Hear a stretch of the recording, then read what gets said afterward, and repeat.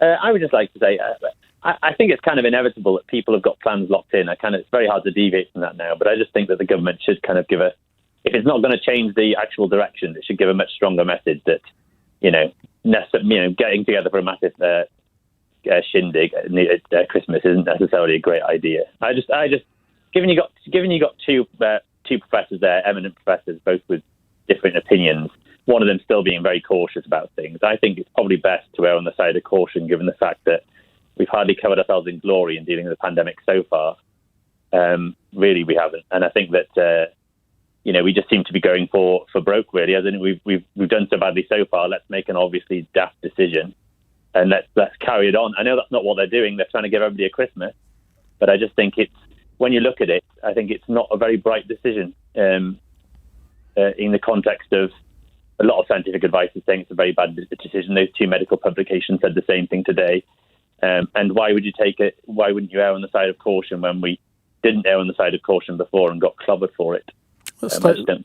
Stay there, Mike. I'm going to bring Paul in Kingston Upon Thames into the conversation. Paul, you have a different view, I think. I do. I don't buy into that sort of slave morality at all. I'm having a do on Christmas Eve. I do call it slave morality. Caution, really a word for like cowardice and being like scared and being like cowed. How is it slavish? Whether it's a slave morality, without a doubt. Okay, you should read a bit of Nietzsche. He explains it quite well, turning personality traits that are actually ones of weakness into ones of strength. Look, whether we have a lockdown or we have a release over Christmas, we're still going to be having a lockdown in January and February because the government, although I am actually normally a Tory, seems to have lost all control of dealing with this pandemic. And should be dealing, where we should be dealing with this more is, although you have to obey science, this is a political decisions here have to be made, not decisions based on science. If you follow science to the absolute degree, scientists would say, right, everyone stay in for 5 weeks, and I mean everyone, and then after 5 weeks, it would go. So we're not going to follow science to the exact route. There has to be some sort of mediation between doing what's politically correct, jobs, economy, suicide, and this, that, and the other, and getting rid of the pandemic. And I think we've gone too far the other way. So, if the lockdown works, why are we doing it again? And if it didn't work, why are we doing it again? So what are you doing at Christmas? I've got about 18 people coming around Christmas Eve, and we'll be having a small do. 18 people from how many? How many households? Probably about 5. So you're deliberately flouting the guidelines.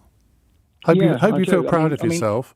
Because hang on. I think you can still be sensible and make decisions for yourself. You don't have to necessarily obey everything the government always says. As we well know from the past, the government is not always right. Okay, and we've just had 2 different advice on the science well tonight. Mike. Yeah, I just think that, first of all, I'm reluctant to watch out anybody quoting slave mentality. The reason why I think the guidance should be followed, really, is that I said morality. You should try and avoid doing harm to others. So I don't want to go and infect other people. So, again, you have your party, it's fine. I can't stop you. You're not going to do that. But, I always watch out for people quoting Nietzsche straight away and saying slave mentality and things like that. I mean, it's just that. It's morality, not mentality. You did actually say something what I kind of agree with early on. I think that, in reality, you're right. We should have had a very severe lockdown where the guidance was nobody bloody hardly moves for 5 weeks, and we would have stamped on this virus like they did in places like Australia. It was okay to have a hard lockdown at the beginning where we weren't sure what we were dealing with, but it soon became fairly apparent that most deaths, and I've looked at the statistics on this, are of elderly people in their 80s. Now, if you're in your 80s and you're vulnerable, you're not going to go to a pub, you're not going to go to a nightclub. No, what's going to happen is everybody's going to come round to your house at Christmas. Well, no, they're not, are they? Because if you're safeguarding, you don't allow them to come round.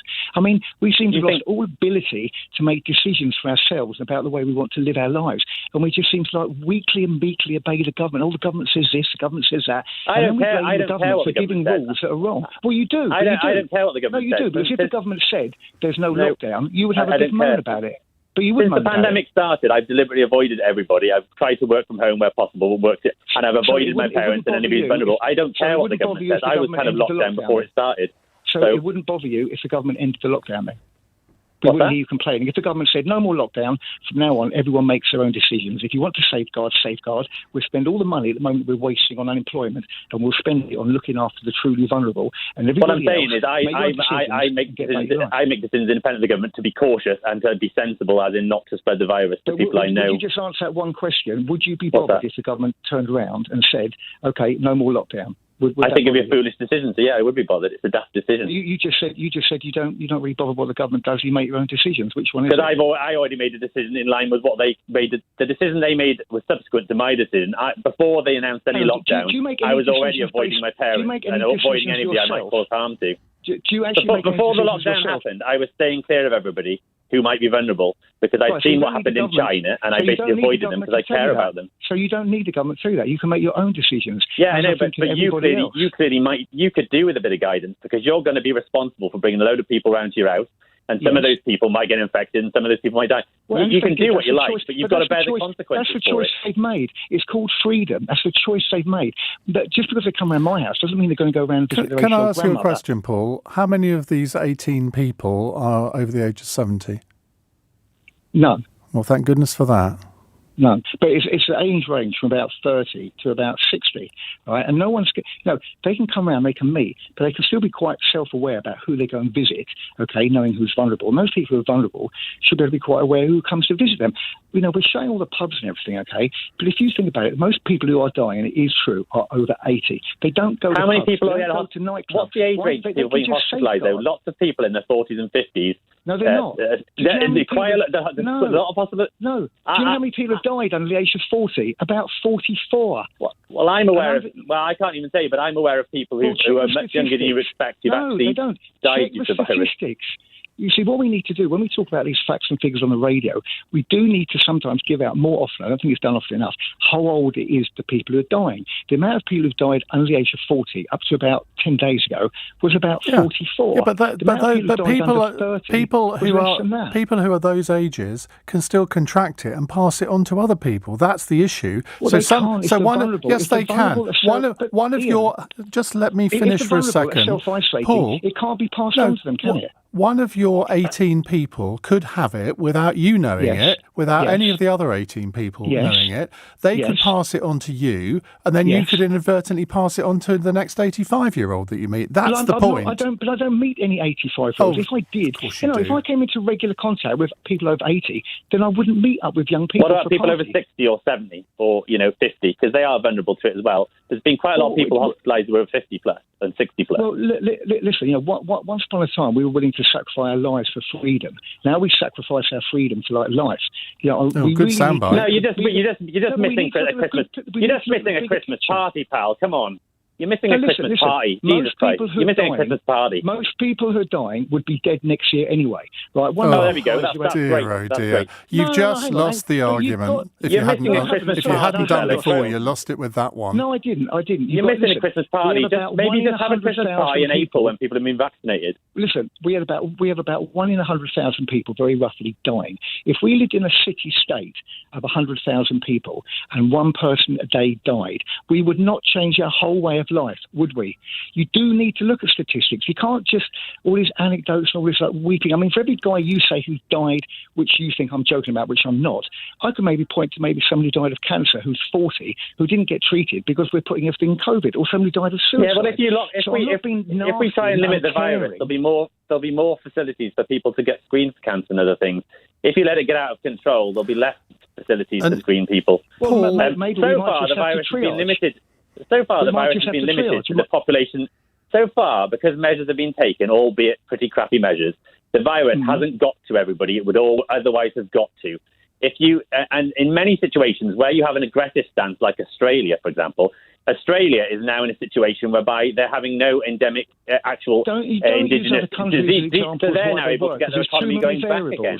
But there's too many variables involved. Don't use other countries, right? Other countries are quite good. Germany's a very good statistical model for us. Germany's done much better than we have. Australia's done much better than we have. Lots of other countries. Don't use other countries. Use your own country. There's too many unknown variables, right, that can create a picture on what's what in this. So if the virus gets to everybody in the country or infects, like, say, 40% of everybody in the country, how many people will die as a consequence of that? Because so far it hasn't infected anywhere near that. Okay, and if we keep going the way we're going, how many people are going to die of suicide? Another unrelated illness. Nowhere near the same amount will die from the virus. And secondly, there's a vaccine coming out. There's a vaccine getting rolled out. There's a vaccine getting rolled out in the next 4 to 5 months.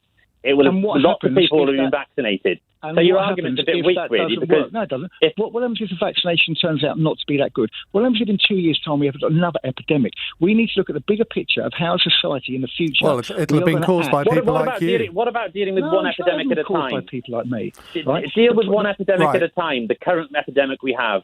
Because, Well, I'll tell you what, if we carry why on not this deal way, with the current one? This is just going to roll on for months. You talking about perpetrated by people like you. Perpetrated by people like you, because you may not meet 85-year-olds, but you probably meet 20 or 30-year-olds. Have you ever heard of long COVID? Ian, this lockdown is going to roll on, and more people are going to get sick of it. We need a society to learn a way to live with this virus and maybe other ones that might come down the line as well. Okay, and also you need to do more of a cost-benefit analysis. With respect, having 18 people over on Christmas Eve does not achieve that. It's the height of irresponsibility, and I hope those 18 people ring you up between now and then and say, sorry, Paul, we've had another think because we're more sensible than you, and we're not coming. Happy Christmas, Paul.